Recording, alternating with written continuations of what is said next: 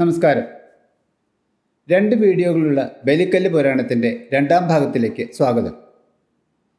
ബലിക്കല്ല് എങ്ങനെ എന്തിനാണ് ക്ഷേത്രത്തിൽ സ്ഥാപിക്കുന്നത് എന്നതിനെക്കുറിച്ച് കഴിഞ്ഞ വീഡിയോയിൽ നമ്മൾ മനസ്സിലാക്കി.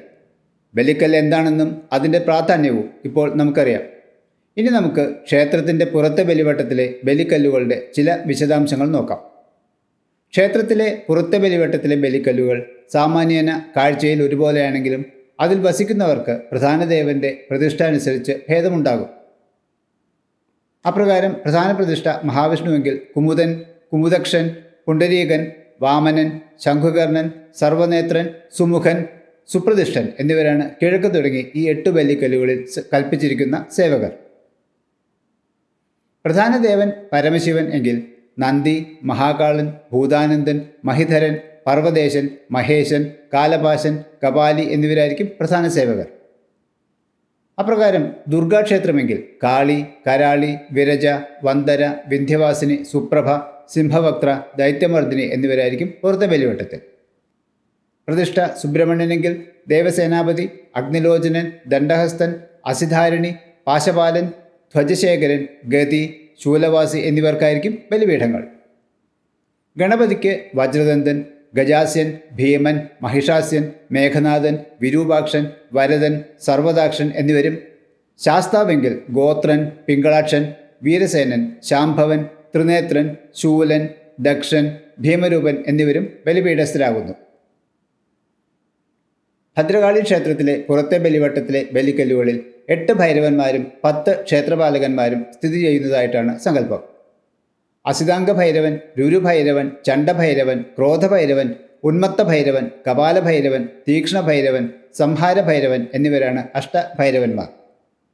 ഹേതുക, ത്രിപുരാന്തക, അഗ്നിജിഹ്വ, വേതാളജിഹ്വ, കളാക്ഷ, കരാള, ഏകപാല, ഭീമരൂപ, അലോഹ വടക്ക് കിഴക്ക് ഭാഗത്ത്, അഷ്ടകോശപാലകൻ തെക്കു പടിഞ്ഞാറ് എന്നിവരാണ് ഈ 10 ക്ഷേത്രപാലകന്മാർ. നിർമാല്യധാരിയുടെയും ക്ഷേത്രപാലൻ്റെയും പ്രാധാന്യം മനസ്സിലാക്കാം. ഇതുകൂടാതെ വടക്ക് കിഴക്ക് ഭാഗത്ത് പ്രധാനമായ മറ്റൊരു ബലിപീഠമാണ് ക്ഷേത്രപാലൻ്റേത്. അകത്തെ ബലിവട്ടത്തിൽ നിർമാല്യധാരിക്ക് സമാനമായ സ്ഥാനമാണ് പുറത്തെ ബലിവട്ടത്തിൽ ക്ഷേത്രപാലന്മാർക്കുള്ളത്. ദേവൻ്റെ ഏതൊരു നിവേദ്യവും നിർമാല്യധാരിക്ക് നിവേദിച്ച് നിർമാല്യമാക്കി കൊടുക്കുകയാണ് ക്ഷേത്രത്തിൽ ചെയ്യുന്നത്.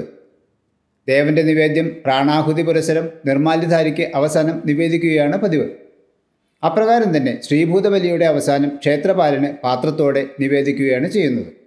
അതിനാൽ സൂക്ഷ്മ ശരീരമായ അകത്ത ബലിവട്ടത്തിൻ്റെയും സ്ഥൂല ശരീരമായ പുറത്ത ബലിവട്ടത്തിൻ്റെയും പാലകന്മാരായ നിർമാല്യധാരിയുടെയും ക്ഷേത്രപാലന്മാരുടെയും സങ്കല്പങ്ങൾ ഒന്നുതന്നെയാകുന്നു. അകത്ത ബലിവട്ടത്തിലെ ബലിക്കല്ലിൽ നിർമാല്യധാരിക്ക് പ്രധാന ദേവീദേവനനുസരിച്ച് മാറ്റമുണ്ടാകും.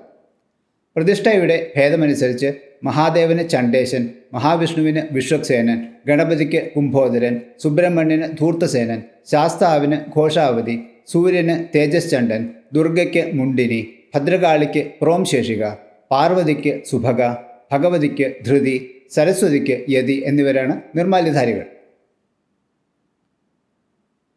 ഇനി ക്ഷേത്രത്തിലെ ബലിക്കല്ലിൽ ചവിട്ടിയാൽ ദോഷമുണ്ടോ? അബദ്ധത്തിൽ പോലും ബലിക്കല്ല് തൊടുകയോ ചവിട്ടുകയോ ചെയ്യരുത് എന്നാണ് പറയുന്നത്. ക്ഷേത്ര ദർശനത്തിന് പോകുമ്പോൾ അധിക ആളുകൾക്കും സംഭവിക്കുന്ന ഒന്നാണ് ബലിക്കല്ലിൽ അറിയാതെ ചവിട്ടിപ്പോകുന്നത്. അതിനുശേഷം അതുമൂലം എന്തെങ്കിലും ദോഷം സംഭവിക്കുമോ എന്ന പേടിയായിരിക്കും നമ്മുടെ മനസ്സിൽ. എന്നാൽ അത് പരിഹാരമില്ലാത്ത തെറ്റൊന്നുമല്ല എന്ന് മനസ്സിലാക്കണം.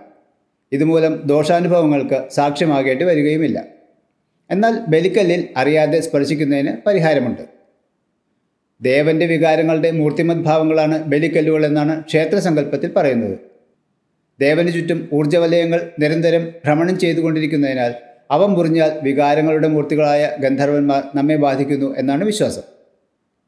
എന്നാൽ നടവഴിയിലൂടെ ദേവചൈതന്യ പ്രവാഹം നിരന്തരം പുറത്തേക്ക് പ്രസരിക്കുന്നതിനാൽ നടവഴിയിലൂടെ കടന്നു പോകാമെന്നതിനാലാണ് ക്ഷേത്ര പ്രദക്ഷിണത്തിനായി നിശ്ചിതമായ ഒരു നടവഴി നിർദ്ദേശിക്കപ്പെട്ടിട്ടുള്ളത്. പരസ്പരം ബന്ധിച്ചു നിന്ന് ദേവനിലേക്ക് അന്തർമുഖരായി ധ്യാനാവസ്ഥയിൽ കഴിയുന്ന മൂർത്തികളായ ബലിക്കല്ലുകളെ പ്രദക്ഷിണത്തിനിടെ ഇടമുറിഞ്ഞും ചവിട്ടിയും ധ്യാനം തടസ്സപ്പെടുത്തരുത് എന്നാണ് ശാസ്ത്രം. ഇതിനാലാണ് ബലിക്കല്ല് അറിയാതെ ചവിട്ടുകയോ പരിഹാരമായി തൊട്ടുതലയിൽ വയ്ക്കുകയോ ചെയ്യരുതെന്ന് പറയുന്നത്. ഭക്തർക്ക് തൊടാനുള്ളതല്ല ബലിക്കല്ല് എന്ന യാഥാർത്ഥ്യം ഓരോരുത്തരും മനസ്സിലാക്കിയിരിക്കണം. അറിയാതെ ബലിക്കല്ലിൽ സ്പർശിക്കാനിടയായാൽ പരിഹാരമായി കരചരണകൃതം വാ കായജം കർമ്മജം വാ ശ്രവണനയനജം വാ മാനസം വാ അപരാധം വിഹിതമവിഹിതം വാ സർവമേതൽ ക്ഷമസ്വ ശിവശിവ കരുണാബ്ധേ ശ്രീ മഹാദേവ ശംഭോ. ഈ മന്ത്രം 3 വട്ടം ജപിച്ചാൽ മതിയാകുമെന്നാണ് പുരാണങ്ങളിൽ പറയുന്നത്. ഇതോടെ ബലിക്കല്ലിൽ ചവിട്ടിയ അപരാധം നീങ്ങിക്കിട്ടും. അറിയാതെ പോലും ബലിക്കല്ലിൽ ചവിട്ടിയാൽ ഒരിക്കലും ബലിക്കല്ല് തൊട്ട് തലയിൽ വയ്ക്കരുത്. ബലിക്കല്ല് എന്താണ്, എന്തിനാണ് അവ ക്ഷേത്രങ്ങളിൽ സ്ഥാപിക്കുന്നത്, അവയുടെ പ്രാധാന്യം എന്നിവയെക്കുറിച്ച് നിങ്ങൾക്കൊരു നല്ല ധാരണ ലഭിച്ചിരിക്കുമെന്ന് പ്രതീക്ഷിക്കുന്നു. വീഡിയോ ലൈക്ക് ചെയ്യുക, നിങ്ങളുടെ വിലയേറിയ അഭിപ്രായങ്ങൾ നൽകുക. ഈ വീഡിയോ കണ്ടതിന് ശേഷം നിങ്ങളുടെ കോൺടാക്റ്റുകളുമായി ലിങ്ക് പങ്കിടുക. മറ്റൊരു രസകരമായ വീഡിയോയുമായി നമുക്ക് വീണ്ടും കാണാം.